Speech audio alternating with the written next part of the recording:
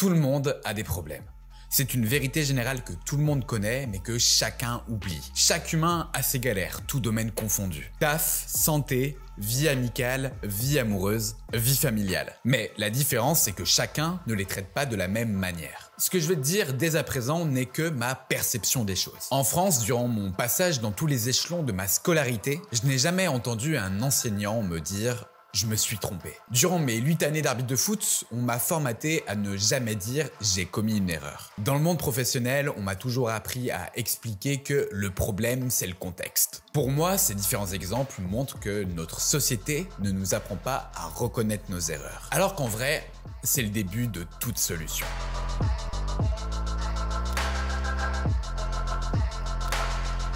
La première fois que je me suis remis en question, au sens où moi je l'entends, j'avais 26 ans. On était à l'été 2021, j'étais malheureux dans à peu près tous les domaines de ma vie et je pensais que rien n'était vraiment de ma faute. J'avais sincèrement l'impression que je faisais de mon mieux, mais que la vie ne m'avait pas donné la chance que d'autres personnes peuvent avoir. Je vais essayer de te refaire le contexte, en deux, comme ça. À l'époque, j'étais en situation d'obésité, alors que j'étais persuadé de manger plus équilibré que la moyenne. La réalité, c'est que même si factuellement je prends facilement du poids, ce sont tous mes encas de l'époque qui me pourrissaient cet aspect. Ensuite, je n'étais pas très heureux dans ma relation amoureuse de l'époque. Pourtant, en vrai, j'étais avec une meuf bien, qui était pas toxique, attentionnée, intelligente, jolie. Enfin, sur le papier, j'avais tout pour être heureux. Mais juste, je n'étais pas bien avec moi-même et donc forcément j'étais triste. Et au lieu d'agir pour me remettre en question, je me persuadais juste que j'avais pas de chance de ne pas réussir à tomber amoureux de cette fille. Et puis, dans la même veine, mon taf n'allait pas non plus. J'étais clairement managé n'importe comment, pas épanoui dans les missions qu'on me confiait et j'avais l'impression d'avoir plus de potentiel que ce que mes boss pensaient. Enfin, ça c'était ma vision parce que même s'il y a une part de vérité, j'avais aussi une responsabilité dans cette situation. Je n'avais pas posé mes limites, je manquais parfois d'expérience et surtout, je n'avais pas pris la décision de quitter une situation qui ne me convenait pas. C'est une discussion avec l'un de mes meilleurs amis à Pitaya qui m'a fait ouvrir les yeux. Je t'avais d'ailleurs raconté tout cet épisode dans une vidéo que tu peux retrouver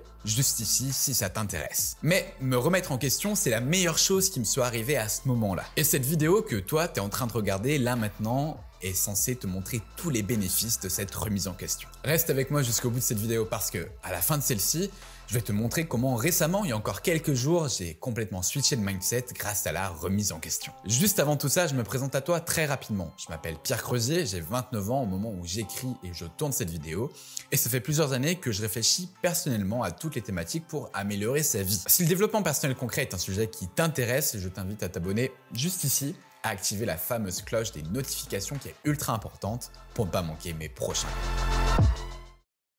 Lors de cette discussion que j'ai eue avec Damien à l'été 2021, dont je te parlais il y a quelques secondes, il m'a fait me rendre compte que j'étais totalement responsable de ce qui m'arrivait dans ma vie. Mon corps, c'était moi et seulement moi qui le traitais pas de la meilleure façon à l'époque. En vrai, on va pas se mentir, manger c'était mon moyen de compensation émotionnelle lorsque c'était un peu compliqué dans ma vie. Et même si je n'étais pas vraiment coupable de ça, ça restait mon action et donc ma responsabilité. Et d'ailleurs, c'était plutôt une bonne nouvelle, parce que lorsque l'on est responsable de quelque chose, ça veut dire qu'on peut agir dessus. On peut vraiment tenter de changer quelque chose pour améliorer et ça c'est cool. De même pour ma situation amoureuse, j'étais responsable de ne pas arrêter une relation dans laquelle je ne m'épanouissais pas. Dans ma vie professionnelle de l'époque, j'étais responsable de ne pas poser les bonnes barrières avec les bonnes personnes dans les bons moments. Et puis, j'étais aussi responsable de ne pas quitter mon taf dans une ville qui ne me plaisait pas, avec un salaire qui était largement en dessous de ma valeur. En fait, dans tous les domaines de ma vie ou presque, je n'étais absolument pas aligné avec moi-même. Je vivais un peu comme la société me l'avait appris, c'est-à-dire en mode pilote automatique. Je cherchais une certaine normalité. Parce que, en vrai, c'est normal d'avoir une copine à 26 ans. C'était normal de ne pas avoir un corps comme dans les magazines. C'était même presque normal de ne pas avoir un job dans lequel on s'épanouit en début de carrière. Ma plus grande responsabilité à moi, c'est d'avoir cru à ces conneries de normes. S'il y a bien une chose dont je suis certain, et que je peux affirmer largement aujourd'hui dans cette vidéo, c'est qu'il n'y a pas une seule façon unique de vivre. Il n'y a pas une seule manière de réussir. Non, chacun a sa façon d'être, a sa façon d'avancer, à sa façon de réussir. On est dans un monde où l'on s'interdit d'être acteur de son quotidien. Je croise beaucoup trop de personnes chaque jour qui vivent par rapport à leurs contraintes et non par rapport à leurs envies. Et souvent, ces personnes se plaignent de leur vie, en plus de ne pas être très épanouies. Ce qui est assez triste à mon sens, c'est qu'elles ne connaissent pas leur responsabilité de cette situation, alors que c'est ça qui leur permettrait de se remettre en question et de construire une façon de vivre leur vie qui leur correspondrait réellement. La série Bref 2, sortie quelques jours avant cette vidéo, nous montre à quel point il est facile d'analyser tous les défauts des autres. Et en vrai, lorsque l'on est dans une situation qui ne nous convient pas, il est bien plus simple de faire remarquer les points négatifs des autres personnes. Ça, c'est valable absolument de partout. Dans son taf, dans sa vie familiale, avec ses amis, dans son couple. J'ai d'ailleurs encore pu le remarquer récemment dans ma vie, à titre personnel. Lorsque quelque chose ne va pas, on essaye de changer l'autre. On se met un peu des œillères en se disant « Non mais ça va s'arranger. Il ou elle va réussir à changer cette chose qui me gêne vraiment. » Sauf que, à quel moment dans une situation compliquée avec ton boss, avec ta mère ou avec ta meuf, tu te dis « Et moi, comment je pourrais améliorer la situation ?» On a un ennemi qui nous empêche, ou en tout cas qui nous freine dans nos remises en question, c'est notre ego. Et en vrai, je parle d'ennemi, mais oui et non. Je dirais que c'est surtout le cas pour les personnes qui ont une mauvaise estime d'elles-mêmes, que ça soit trop bonne estime ou pas assez bonne estime. Lorsque l'on apprend à se connaître, parce que l'on s'est notamment remis en question, on arrive à découvrir et à percevoir ce qu'est la juste estime de soi. On perçoit nos qualités, nos défauts, et il est plus simple ensuite de se remettre en question sur les choses qui comptent vraiment. Alors, en vrai, je te dis ça comme ça, mais évidemment, ce n'est pas si facile. Tu auras des mauvaises analyses ou des mauvaises réactions toute ta vie, parce que t'es un humain. On est des êtres faillibles, et en vrai, mais c'est un autre débat, je pense que c'est vraiment mieux comme ça. Par contre, te remettre en question va te permettre de réduire la récurrence de ces instants où tu pètes un peu un plomb. Tu vas de plus en plus savoir comment tu réagis,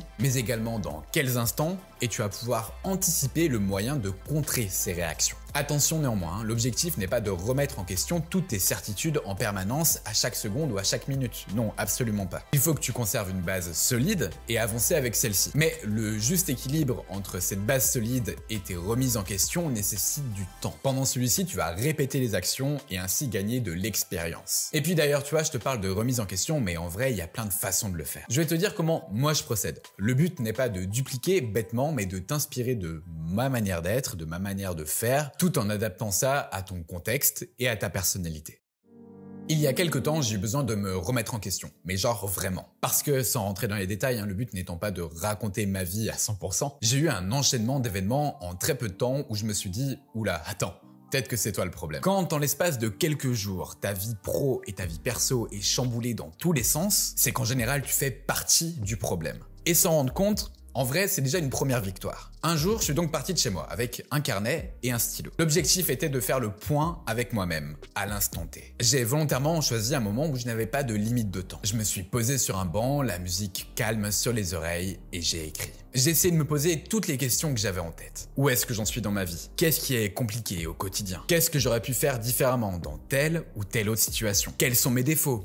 Quelles sont mes qualités? Comment faire pour reprendre le contrôle? Qu'est-ce que j'aime dans ma vie? Qu'est-ce que je n'aime pas dans ma vie? Ici, ce ne sont que quelques questions que je me suis posées parce que la vidéo ne peut pas durer 1h30. Oui, je suis resté assis autant de temps dans ce parc et je n'ai vraiment pas vu le temps passer. C'est un exercice qui peut être assez effrayant parce que ton cerveau va dans des zones où il n'aimerait pas forcément aller. Au fond de nous-mêmes, on a tous des zones d'ombre qui peuvent nous gêner. On sait qu'on est imparfait, qu'on a des défauts et que parfois, il peut vraiment nous jouer de mauvais tours. Au bout d'1h30, donc, je suis reparti un peu perturbé, mais avec le sourire. J'ai extériorisé des choses de mon cerveau et je me suis construit un plan d'action que je respecte à 80%, ce qui est pas si mal. Et en vrai, j'avance. Si je n'avais pas fait cet exercice plutôt simple, j'aurais continué de ruminer sur mes problèmes, sans tenter d'apporter une solution à ma vie. Mais je me suis bougé, même si je sais que toutes mes réflexions et toutes mes actions sont imparfaites. Ici, je te partage une remise en question courte et facile à mettre en place. Celle que j'ai eue en 2021 a mis plusieurs mois. En 2016, j'avais d'ailleurs fait une première tentative de remise en question avec une psychologue. C'était pas si mal, même si je ne le conscientisais pas de la même manière et qu'en vrai, je me disais pas je vais me remettre en question,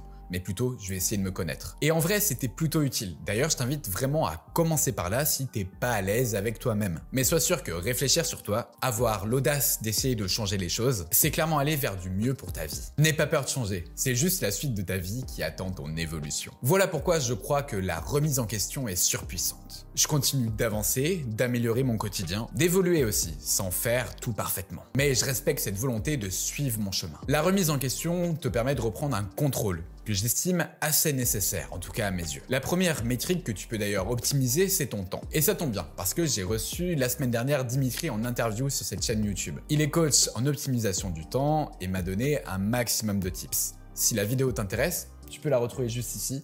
Je t'invite vraiment à te poser tranquillement, à prendre des notes parce que c'était super intéressant. Ne lâche surtout jamais dans tous tes projets. Je te remercie d'avoir regardé cette vidéo jusqu'au bout. C'était Pierre de la chaîne En Forme. Je te dis à très bientôt pour de nouveaux contenus. Ciao!